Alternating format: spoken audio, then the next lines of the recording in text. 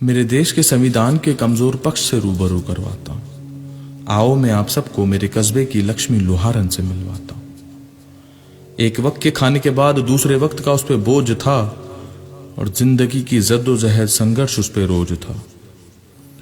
अधेड़ उम्र में वो हथियारों के रूप में अपना घर खींचती थी। गुप्ती, करछी, चाकू, कटार, तलवार सब बिना धार के बेचती थी। हथियार लेने वाले हर आदमी हर लड़के को मुंह पर खरी खोटी कह देती थी। चंद रुपयों की एवज में बिना दार का हथियार वो उन्हें दे देती थी। उसकी उदास सी आंखें मायूस से चेहरे की तरफ जब कभी मेरी नजर जाती थी, मुझे उस पल महसूस होता था मेरी सांसें भी बेहद रुक रुक के आती थी।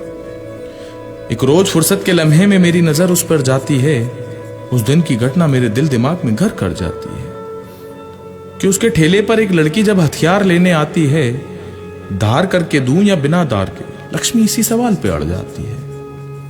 लड़की के जाने के बाद मैं तपाक से बोल पड़ा, ये तो बहुत बड़ी नादानी है और लक्ष्मी, धार वाला हथियार बेचना तो पूरी तरह से गैर कानूनी है। आंखों में आंसू लिए मासूमियत से वो बोली, इरादे मेरे मुल्क में दरिंदों के बेबाक हैं और मेरे जीवन के तजुर्बे इन चाकू और तलवारों से भी ज्यादा खौफनाक हैं।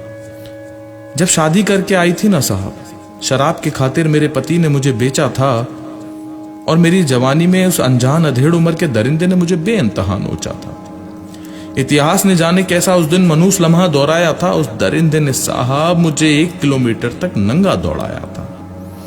पति की रोज रोज की शराब की लत और उसकी मार से मैं अधमरी हो जाती थी। रोते रोते पता नहीं चलता था साहब कब रात से सुबह हो जाती थी।